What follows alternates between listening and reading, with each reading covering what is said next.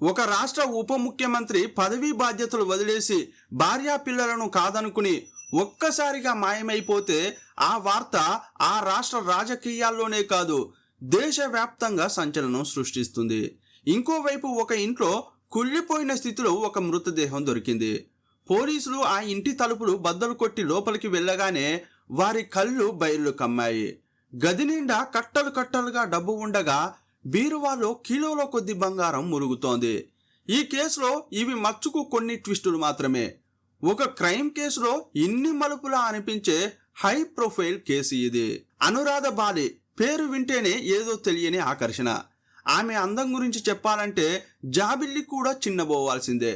హర్యానాలోని అంబాలా పట్టణంలో ఆమె పుట్టింది. తండ్రి ధర్మపాల్ మిలిటరీ ఇంజనీరింగ్ సర్వీసెస్లో ఒక అధికారి. 4 ఆడపిల్లలున్న కుటుంబంలో అనురాధ అందరికంటే పెద్దది. క్రమశిక్షణ, నిక్కచ్చిగా మాట్లాడే గుణం ఆమెకు చిన్నప్పటి నుంచే వచ్చాయి. చదువులో ఎంత ప్రతిభ ఉందో బయటి ప్రపంచంలో అంత చురుకుదనం ఉండేది. పంజాబ్ యూనివర్సిటీలో చదువుకునే రోజుల్లోనే స్టూడెంట్ యూనియన్ ఎన్నికల్లో పోటీ చేసి తన మాటకారితనంతో అందరినీ మంత్రముగ్ధులను చేసేది. తండ్రి నేర్పిన క్రమశిక్షణ, తనలోని ఆత్మవిశ్వాసం ఆమెను వేల మందిలోనూ ప్రత్యేకంగా నిలబెట్టేవి. 1994లో ఆమె పంజాబ్ అండ్ హర్యానా హైకోర్టులో క్రిమినల్ లాయర్గా తన ప్రస్థానం మొదలుపెట్టింది. కోర్టు హాల్లోకి అనురాధ అడుగుపెట్టిందంటే చాలు, ప్రత్యర్థుల గుండెల్లో రైళ్లు పరిగెత్తేవి. సాక్ష్యాలను పక్కాగా సేకరించడం, పాయింట్ వాదించడం ఆమె ప్రత్యేకత. అతి తక్కువ కాలంలోనే తిరుగులేని లాయర్గా ఆమె పేరు మారుమోగిపోయింది. వృత్తిపరంగా ఆకాశమే హద్దుగా దూసుకుపోతుంటే వ్యక్తిగత జీవితం మాత్రం ఊహించని మలుపులు తిరిగి ఒక సుడిగుండంలా మారింది. బబ్బర్ అనే వ్యక్తి ఆమెకు నైబర్. కాలేజీకి వెళ్ళేటప్పుడు బబ్బర్ తరచుగా ఆమెను తన బైక్ పై డ్రాప్ చేసి తిరిగి ఇంటికి తీసుకువచ్చేవాడు. ఆ చిన్న చిన్న పరిచయాలు ప్రేమగా మారాయి. ఇద్దరు పెళ్లి చేసుకోవాలని నిర్ణయించుకున్నారు. అయితే ఈ ప్రేమ పెళ్లి ఆమె కుటుంబ సభ్యులకు అస్సలు నచ్చలేదు. కానీ ఎవరి మాట వినకుండా అనురాధ అతడిని పెళ్లి చేసుకుంది. బబ్బర్ ట్రావెల్స్ వ్యాపారం చేసేవాడు. కానీ ఆ వ్యాపారం అంతంత మాత్రంగానే ఉండేది. లాయర్గా అనురాధ సంపాదనతోనే వారి సంసారం సాగిపోయేది. కొన్నాళ్ళు అంతా బాగానే ఉన్నా మెల్లగా వారి మధ్య విభేదాలు మొదలయ్యాయి. పెళ్లికి ముందు అనురాధలోని చురుకుదనం బబ్బర్కు బాగా నచ్చేది. కానీ పెళ్లి తర్వాత అదే అతనికి ఇబ్బందిగా మారింది. ఆమె ఎక్కడికి వెళ్తోంది, ఎవరితో మాట్లాడుతోంది అని ప్రతిదీ ప్రశ్నించడం మొదలుపెట్టాడు. తన వ్యక్తిత్వాన్ని కించపరచడం అనురాధకు ఏమాత్రం నచ్చలేదు. గొడవలు ముదిరి పరిస్థితి ఎంత దారుణంగా తయారైందంటే పెళ్ళైన కేవలం 4 నెలలకే బబ్బర్, అనురాధ విడాకులు తీసుకున్నారు. ఆ విడాకులు అనురాధను మానసికంగా కుంగదీశాయి. విడాకుల తర్వాత ఆమె తన పుట్టింటికి వచ్చేసింది. చాలా కాలం డిప్రెషన్లో ఉండిపోయింది. వృత్తికి కూడా దూరమైంది. కానీ కుటుంబ సభ్యులు ఆమెకు ధైర్యం చెప్పారు. కన్నీళ్లను దిగమింగుకొని కొద్ది నెలల విరామం తర్వాత ఆమె మళ్ళీ కోర్టు మెట్లు ఎక్కింది. గతంలోని చేదు జ్ఞాపకాలను మర్చిపోయి పూర్తిగా వృత్తిపైనే దృష్టి పెట్టింది. ఆ పట్టుదల ఆమెను ఎక్కడికో తీసుకెళ్లింది. 2004 నాటికి ఆమె పంజాబ్ అండ్ హర్యానా హైకోర్టులో టాప్ క్రిమినల్ లాయర్గా ఎదిగిపోయింది. కొన్నాళ్ళకే అదృష్టం తలుపు తట్టింది. 2005లో హర్యానా ప్రభుత్వ అసిస్టెంట్ అడ్వకేట్ జనరల్గా ఆమె నియమితురాలైంది. ఆ స్థాయికి చేరడం అంటే మాటలు కాదు. అప్పటి నుండి ఆమె పెద్ద పెద్ద రాజకీయ నాయకులతో చర్చలు జరపాల్సి వచ్చేది.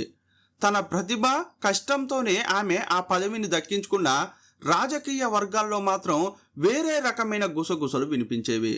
ముఖ్యంగా అనురాధ బాలి అంత వేగంగా ఎదుగుదల వెనుక చంద్రమోహన్ అనే వ్యక్తి హస్తం ఉందని, వీరిద్దరి మధ్య ఏదో సంబంధం ఉందని రాష్ట్రం మొత్తం మాట్లాడుకోవడం మొదలైంది.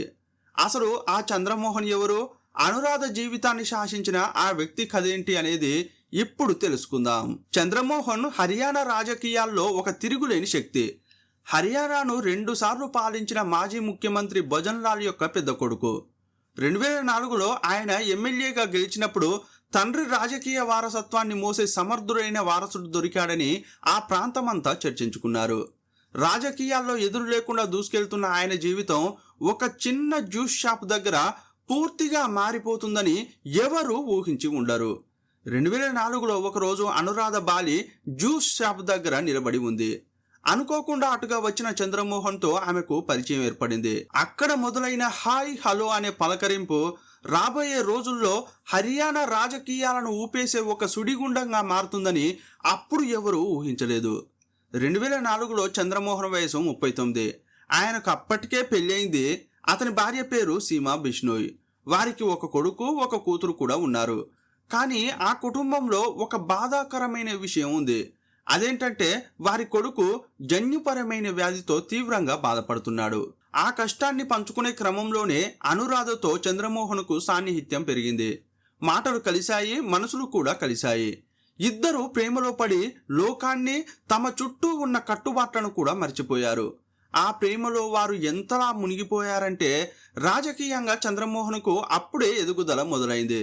2005 మార్చి 15న ఆయన హర్యానాకు ఉప ముఖ్యమంత్రిగా ప్రమాణ స్వీకారం చేశాడు. అదే సమయంలో యాదృచ్ఛికంగా అనురాధను ప్రభుత్వ అసిస్టెంట్ అడ్వకేట్ జనరల్గా నియమించడం చర్చకు దారితీసింది. ఆ తర్వాత ఏడాదిలోపే ఆమె న్యాయవాద రంగంలో అనూహ్యంగా ఎదిగిపోయింది. హర్యానా మొత్తం ఆమెను గుర్తుపట్టే స్థాయికి ఎదిగింది. మరోవైపు చంద్రమోహన్ తన తండ్రి వారసత్వాన్ని పుణికిపుచ్చుకుని రాష్ట్ర రాజకీయాల్లో చక్రం తిప్పుతున్నాడు. అంతా బాగానే ఉందనుకుంటున్న తరుణంలో 2008 నవంబర్లో ఎవరూ ఊహించని విధంగా ఒక సంఘటన జరిగింది. అది హర్యానా రాజకీయ చరిత్రలో ఒక చీకటి అధ్యాయంగా మిగిలిపోయింది. తన భార్యను, కన్న పిల్లలను, రాజకీయ భవిష్యత్తును వదిలేసి అకస్మాత్తుగా అదృశ్యమయ్యాడు.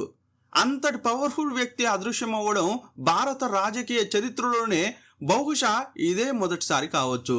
ఆయనతో పాటు అనురాధ భార్య కూడా మాయమైపోవడంతో ఈ వార్త దేశవ్యాప్తంగా వ్యాపించింది. టీవీ ఛానళ్లు, పత్రికలు ఈ వార్తతో హోరెత్తిపోయాయి. ప్రజలు రకరకాలుగా ఊహించుకోవడం మొదలుపెట్టారు. ఒక రాష్ట్రానికి ఉప ముఖ్యమంత్రిగా ఉండి హోదాను, కుటుంబాన్ని, కన్న పిల్లలను వదిలేసి అకస్మాత్తుగా అదృశ్యం కావాల్సినంత బలమైన కారణం ఏమై ఉంటుంది? తనతో పాటు ఆ అందమైన లాయర్ కూడా ఎందుకు మాయమైంది అనే చర్చ హర్యానా మొత్తం ప్రారంభమైంది. ఇంతకీ ఈ కేసులో ఏం జరిగిందనే పూర్తి వివరాలను ఈ వీడియోలో తెలుసుకుందాం. మీరు చూస్తున్నది తెలుగు మిస్టరీ. నేను మీ ప్రభాకర్.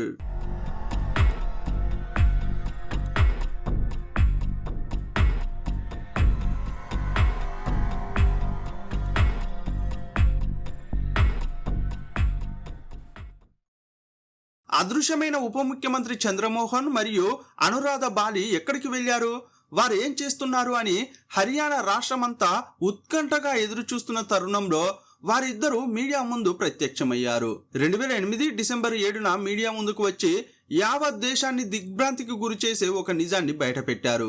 ఇకపై తన పేరు చంద్రమోహన్ కాదని తాను చాంద్ మొహమ్మద్గా మారానని మీడియా ముందు ప్రకటించాడు. అలాగే అనురాధ బాలి కూడా తన పేరును ఫిజా మొహమ్మద్గా మార్చుకున్నానని చెప్పింది. వారి మాటలతో హర్యానా మొత్తం ఒక్కసారిగా ఉలిక్కిపడింది. అంతకుమించి ఏం చెప్పారంటే, మేమిద్దరం ఇప్పుడు భార్యాభర్తలం, మేం పెళ్లి చేసుకుని ఒక్కటయ్యామని వారు ప్రకటించగానే పరిస్థితి ఒక్కసారిగా వేడెక్కింది. చంద్రమోహన్ తన మనసులోని మాటలను మీడియాతో పంచుకున్నాడు. 2004లో మొదటిసారి అనురాధను కలిసినప్పుడు వారిద్దరూ కేవలం స్నేహితులుగా ఉండేవారని గుర్తు చేసుకున్నాడు. ఆ సమయంలో అనారోగ్యంతో ఉన్న తన కొడుకు గురించి, తన భార్యతో జరుగుతున్న గొడవల గురించి అనురాధతో తరచూ పంచుకునేవాడినని చెప్పాడు. అలా మొదలైన ఆ సంభాషణలు క్రమంగా ఒకరినొకరు అర్థం చేసుకునే స్థాయికి చేరాయి.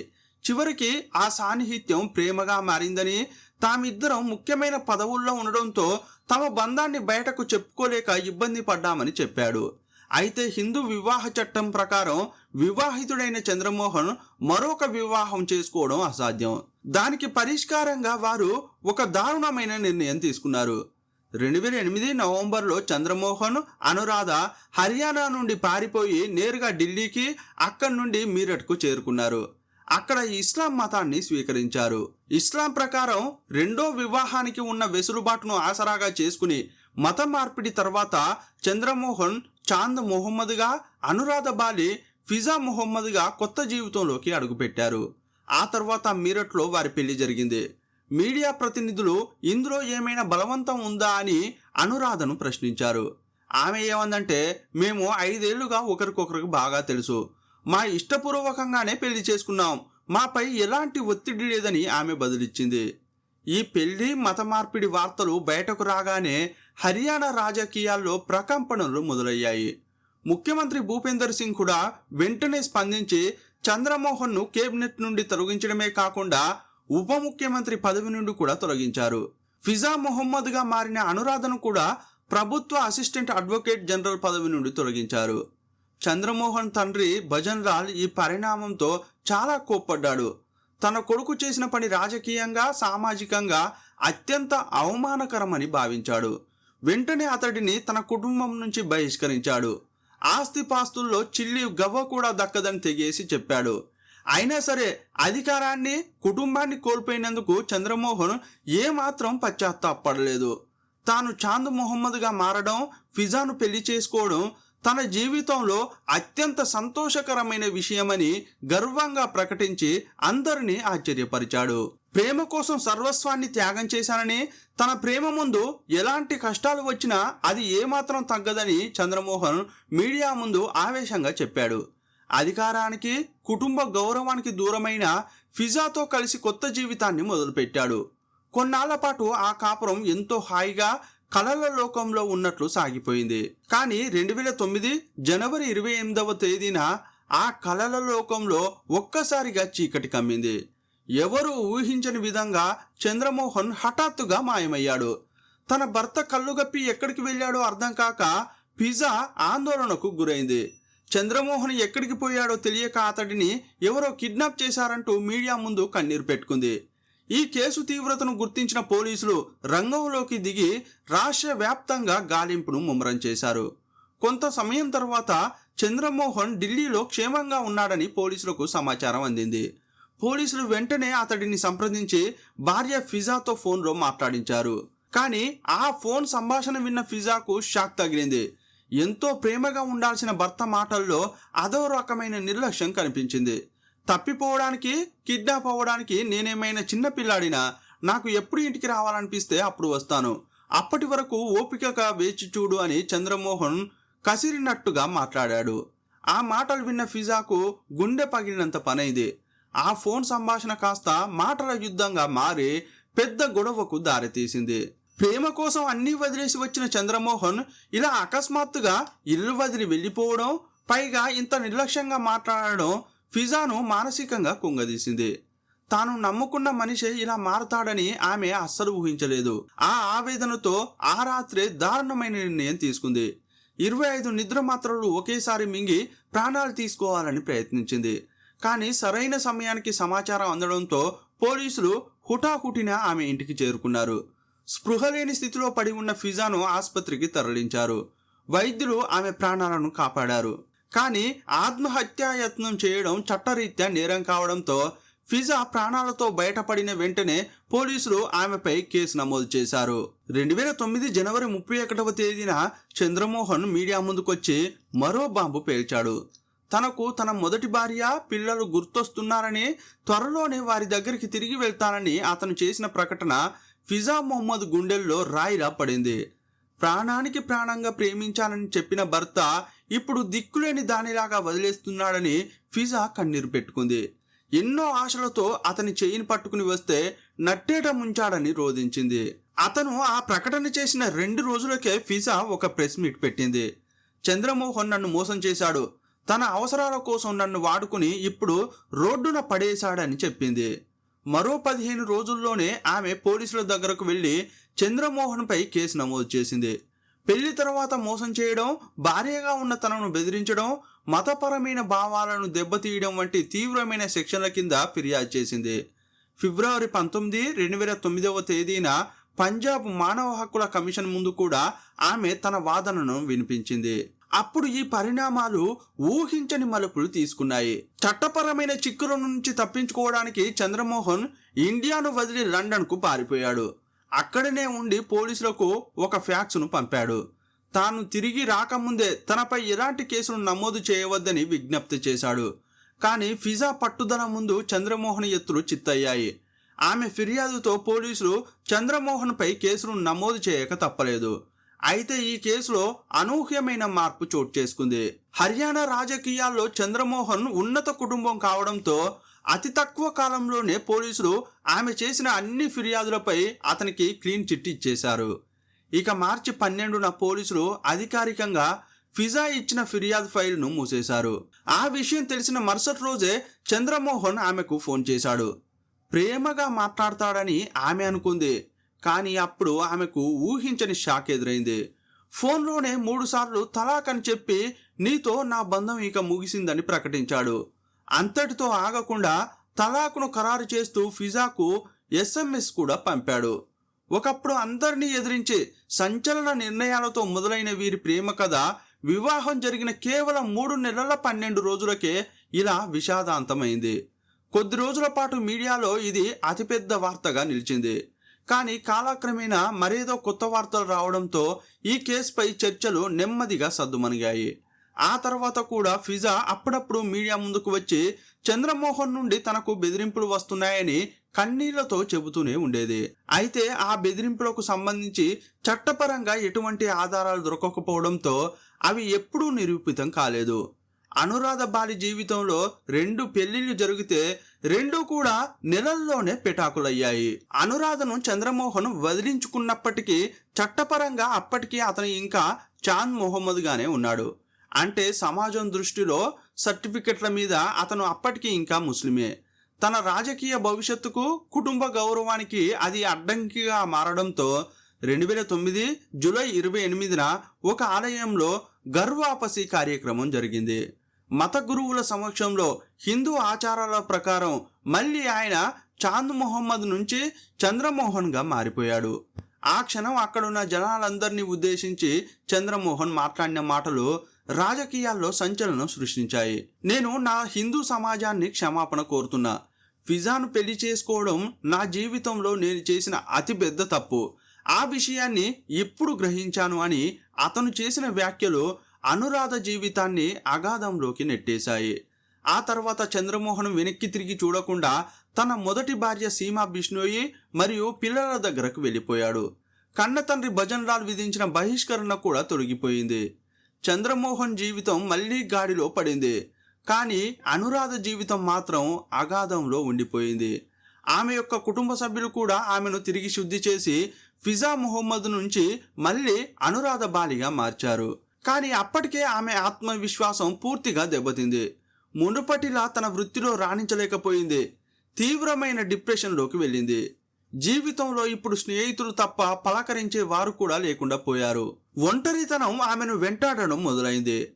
ఆ మానసిక వేదనను భరించలేక చాలాసార్లు ఆత్మహత్యకు ప్రయత్నించింది. కానీ ప్రతిసారి కుటుంబ సభ్యులు ఆమెను చావు అంచు నుంచి కాపాడారు.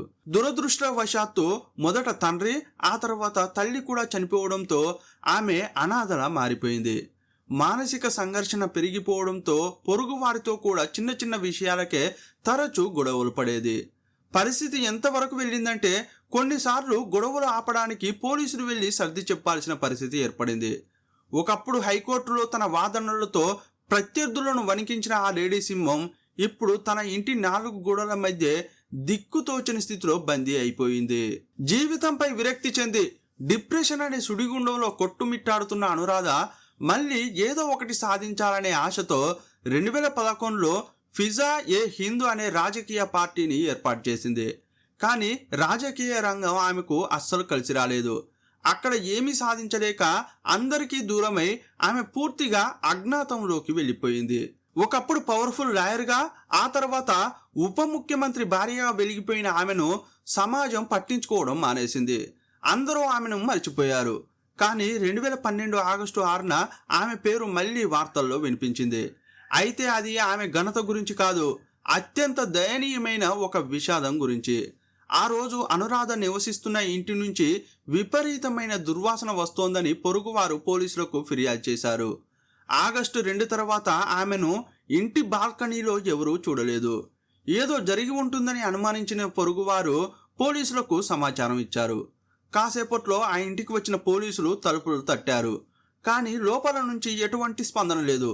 తలుపులు బద్దలు కొట్టి లోపలికి వెళ్ళగానే ఆ గదిలో ఉన్న దుర్వాసన భరించలేక పోలీసులు ముక్కులు మూసుకోవాల్సి వచ్చింది.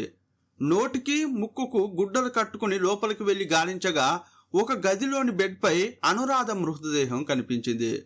ఆ దృశ్యం అత్యంత భయంకరంగా ఉండింది. మృతదేహం పూర్తిగా కుళ్ళిపోయి పురుగులు పట్టి దయనీయంగా ఉంది. ఆమె చనిపోయి అప్పటికే 4-5 రోజులు అయిందని పోలీసులు అంచనా వేశారు. అజ్ఞాతంలోకి వెళ్ళిపోయి ఒంటరితనంతో ఉండిపోయిన ఆమెను చివరి రోజుల్లో పలకరించే నాదుడు కూడా లేకుండా పోయాడు. ఫ్లోర్ మీద బీర్ బాటిల్స్, కొన్ని సిగరెట్ ప్యాకెట్లు చెల్లాచెదురుగా పడి ఉన్నాయి. పక్కనే ఉన్న ప్లేట్లో కొన్ని పకోడీలు ఉన్నాయి. అవి చూస్తుంటే చనిపోవడానికి ముందు ఆమె మానసిక స్థితి ఎంతలా క్షీణించిందో అర్థం చేసుకోవచ్చు. ఆమెను ఎవరైనా చంపేశారా లేక ఆత్మహత్య చేసుకుందా అన్న ప్రశ్నలు అందరిలోనూ మొదలయ్యాయి. పోలీసులు అనుమానాస్పద మృతిగా కేసు నమోదు చేసి దర్యాప్తు మొదలుపెట్టారు. పోస్టుమార్టం నివేదిక రాగానే అందరూ షాక్ అయ్యారు. ఆమె శరీరంలో ఎలుకల మందు ఆనవాళ్లు ఉన్నట్లు నిర్ధారణ అయింది. అంటే ఆమె మరణించడానికి కారణం ఎలుకల మందే. ఎవరైనా ఆమె తినే పదార్థాల్లో విషం కలిపి ఇచ్చారా అనే కోణంలో పోలీసులు సంఘటన స్థలంలో ఉన్న పదార్థాలను కూడా పరీక్షలకు పంపించారు. కానీ ఏ పదార్థంలోనూ విషం ఆనవాళ్లు దొరకలేదు. చివరికి ఎవరి సహాయం లేక, మానసిక వేదన భరించలేక అనురాధ బాలి విషం తాగి ఆత్మహత్య చేసుకుందని పోలీసులు తేల్చారు. ఒకప్పుడు తెలివితేటలు, అధికారం అన్నీ ఉన్న ఆ అందగత్తె జీవితం అత్యంత దారుణమైన స్థితిలో ముగిసింది. కానీ అనురాధ మరణంతో ఈ కేసు ముగిసిపోలేదు. అసలైన మిస్టరీ అప్పుడే మొదలైంది. పోలీసులు ఆ ఇంటిని సోదా చేస్తున్నప్పుడు కొన్ని నిజాలు బయటపడ్డాయి. ఆ ఇంట్లో ఎక్కడ చూసినా కట్టలు కట్టలుగా డబ్బు కనిపించింది. వాటిని లెక్కించగా 92 లక్షల రూపాయలు అని తేలింది. దాంతోపాటు 1.5 కిలో బంగారు ఆభరణాలు కూడా బయటపడ్డాయి. ఇంతటి భారీ సంపద చూసి పోలీసులే షాక్ అయ్యారు. ఒక లాయర్ ఇంట్లో ఇన్ని లక్షల నగదు, కిలోల కొద్ది బంగారం ఉండడం దేనికి సంకేతం? ఇవన్నీ అక్రమ మార్గంలో సంపాదించినవేనా లేక అనురాధ ఏదైనా చీకటి వ్యాపారాల్లో ఇరుక్కుని ప్రాణాలు కోల్పోయిందా అనే కోణంలో పోలీసులు దర్యాప్తును వేగవంతం చేశారు. చండీగఢ్లోని 3 బ్యాంకుల్లో ఆమెకు ఉన్న ఖాతాలను, లాకర్లను వెతికి పట్టుకున్నారు. 2012 సెప్టెంబర్ 13వ తేదీన అనురాధ ముగ్గురు చెల్లెళ్ల సమక్షంలో పోలీసులు ఆ లాకర్లను తెరిచి చూడగా మరో 1 కోటి రూపాయల నగదుతో పాటు వజ్రాలు, బంగారు ఆభరణాలు బయటపడ్డాయి. పోలీసులు మొదట మొత్తం ఆస్తిని తమ స్వాధీనంలోకి తీసుకుని విచారణ చేశారు. కానీ లోతైన దర్యాప్తులో అవన్నీ అక్రమ సంపాదన కాదని, అనురాధ తన న్యాయవాద వృత్తిలో తిరుగులేని కీర్తిని సంపాదించిన రోజుల్లో కూడబెట్టిన డబ్బుతోనే కొనుగోలు చేసినవని తేలింది. ఎలాంటి చట్టవిరుద్ధమైన లావాదేవీలు లేవని స్పష్టం కావడంతో ఆ మొత్తం నగదు, నగలను ఆమె ముగ్గురు చెల్లెళ్లకు అప్పగించారు. అంతకుముందు అనురాధ తరచూ మీడియా ముందుకు వచ్చి నన్ను ఎప్పుడైనా చంపే అవకాశం ఉంది, చంద్రమోహన్, అతని కుటుంబ సభ్యులు నన్ను బెదిరిస్తున్నారని, 2 నెలల్లోనే చంపేస్తామని చెప్పారని ఆమె ఆరోపించేది. అందువల్ల అనురాధ హత్యకు గురైందేమోనని కొందరు సందేహపడ్డారు. కానీ హత్య జరిగినట్లు పోలీసులకు ఎలాంటి ఆధారాలు దొరకలేదు.